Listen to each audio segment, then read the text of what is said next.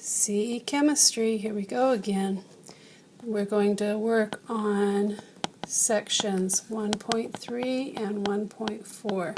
We're getting into matter and how it works. Okay, so as we look at this, a hang glider soars far above the ground. How does this feat confirm that air is matter? We have what we do now is look at what we call a scientific model. We observe what's happening and then we go about explaining it. Well, if we remember from our previous slides that matter is something with mass that takes up space, then we can say that air must be matter, because otherwise the hang glider would fall.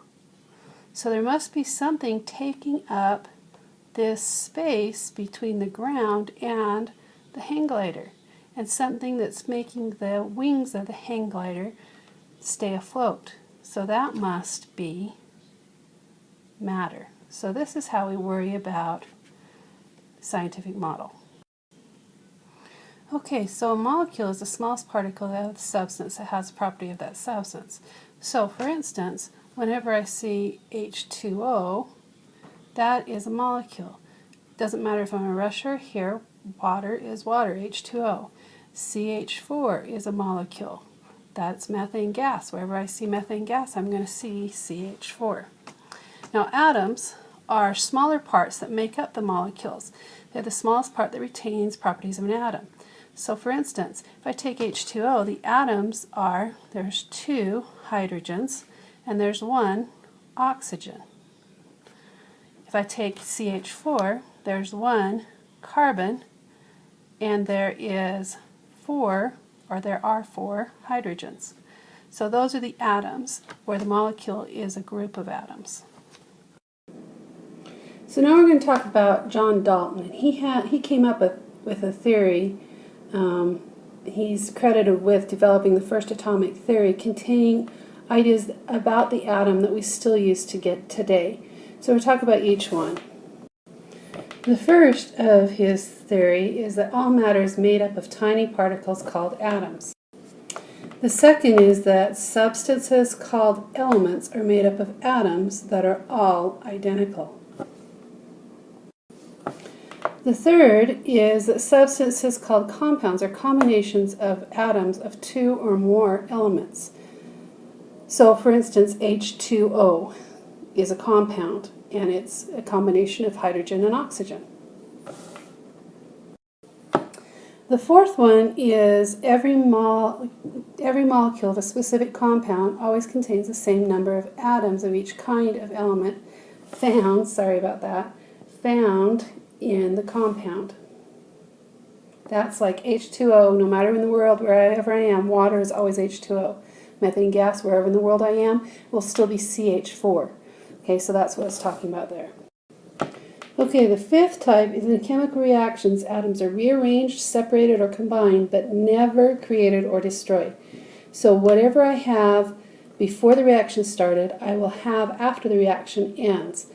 They'll just be in different compounds. So for instance, I can start with methane gas and oxygen, but then I'll end up with CO2 and water. The same elements are there in the same amount on both sides. They've just rearranged and made different compounds. Okay, to give you an idea of what we're talking about, if we say oxygen, oxygen is actually a diatomic, and we show it here. And diatomics mean that they hang around in pairs. And you can see each of these are in pairs as you're looking in here. So when we write oxygen, we write O2. Says it hangs around in pairs. We use graphical symbols such as circles and squares to represent different atoms, and we also use symbols like I just did here with the O2. This is carbon monoxide. You'll notice that the carbon there is black and the oxygen is red because we had oxygen on the first one. And so I would write its symbol as CO, one for the carbon and one for the oxygen, to show that there's one of each running around here. But I can also show it graphically like it is shown in this picture. The far one here you'll notice that we have one black with two reds. The reds again are oxygen and the black is carbon. So I would write CO2. We'll get to writing compounds later. Now, if it has two things together, there's several atoms that run around in pairs on the periodic table. And I had a teacher that I worked with that called it Braunhifkel. Let me write this down for you. Okay, Braunhifkel. He said it was his Russian girlfriend. Whatever, if it helps you to remember it. Bromine, oxygen, nitrogen, bromine, oxygen, nitrogen, hydrogen, iodine, fluorine, and chlorine. These are elements that hang around in pairs. So whenever we see them alone, we would write Br2, O2, N2, H2, I2, F2, or Cl2. These are called diatomics. And it's a good thing to remember that they are diatomics. Okay, there's two breakdowns as far as types of mixtures or types of molecules. There are homoatomic, meaning the same throughout, and there are heteroatomic, meaning you have different compound or different elements combined together, different atoms combined together. There's also another type of description.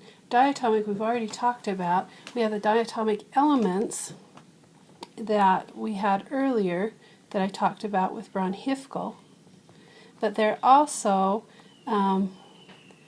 diatomic elements that are not just elements. For instance, this is a diatomic, and it is actually carbon and oxygen. So it is two elements. So diatomic can be more than one. Just don't forget Braunhifkel.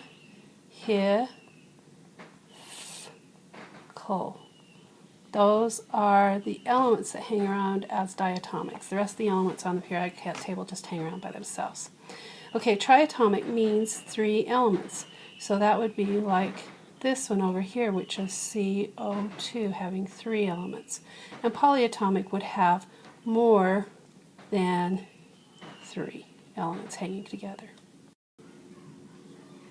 Okay, so we're going to look at these structures of atoms and decide if they're diatomic, triatomic, polyatomic, homoatomic, or heteroatomic, and classify them. So if you would stop the video right now and try and then start it again, I will write down the answers. So A is polyatomic and heteroatomic. B is polyatomic and homoatomic. C is diatomic and homoatomic. D is triatomic and heteroatomic. E is diatomic and heteroatomic. Matter, we talked about what matter is. Remember, it is mass that takes up space. Can actually be broken down into two main groups. Mixtures, and we'll talk about those more in just a minute. Mixtures vary throughout. They're different. They have different parts. They can be separated by physical means into pure substances. For instance, I could have a mixture of iron and salt and sand, and I could separate it by using a magnet but to get the iron filings out, water to take the salt out, and filter it to get the sand. Okay, pure substances are the same throughout. They cannot be separated by physical means, so I can't change it. These are my elements and compounds, and we'll talk about those later. Okay, so mixtures can break down into two main parts, heterogeneous and homogeneous. Hetero is different, and it's different so that I can pick it out with my eye. I can see that oil and water don't mix. Homogeneous, it looks the same to my eye. A soft drink, for instance, or Kool-Aid. It's a solution. You'll see it said, they'll use the word solution a lot with it. If you look at it at the microscopic level, though, it does look different. It is a mix. So homogeneous is the same throughout as it looks from our eye point of view. And heterogeneous is different throughout as we can see it from our eye. Okay, we have pure substances, and pure substances will break down into two things. Elements, like any on the periodic table, for instance, hydrogen, or carbon, or oxygen, or zinc, or copper. Any of those are elements. The other kind of compounds are, or other kind of pure substances are compounds. Those would be like water, or methane gas, or sugar. Some kind of compound. Notice these are groups of elements. So they can be broken down into elements. Okay, so this is putting everything together. We have at the top matter, and then matter breaks down into pure substances and mixtures, and pure substances break down into elements and compounds. And under each of these you can see, here's copper, here's an example of what sugar is, and under mixtures we've got heterogeneous. Notice that they are separated. In other words, I can physically see that they separate, like the the iron filings in the sand. I could see them. And then we have homogeneous, where we can't see the differences, but when you look at it at a microscopic level, you can see the differences, but you can't separate them out, okay, as easily. All right. Okay, so here we have just drawn out again the grid so we can sort of see what's going on. Matter going to pure substances and mixtures, and then pure substances breaking down to elements and compounds, and mixtures breaking down into hetero and homogeneous. So we're going to try putting some things in there.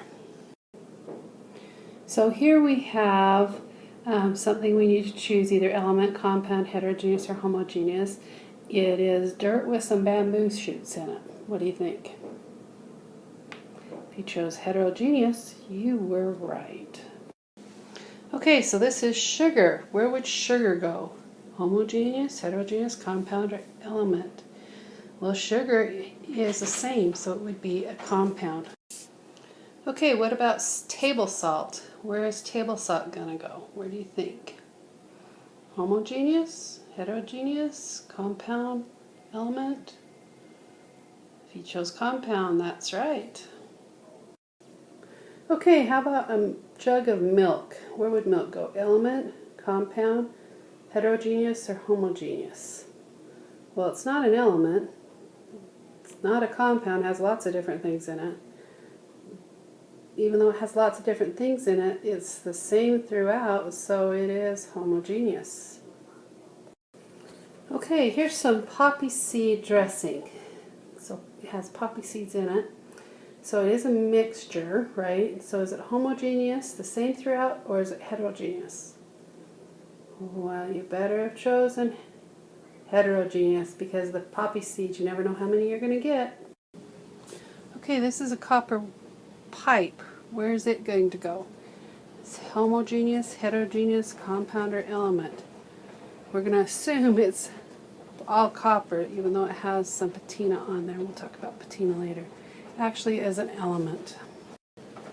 Okay, we've got a silver spoon. What kind is it going to be? Homo, hetero, compound, or element? If you chose element, you did right. Okay, well, I hope that gives you some ideas, and we'll see you in class.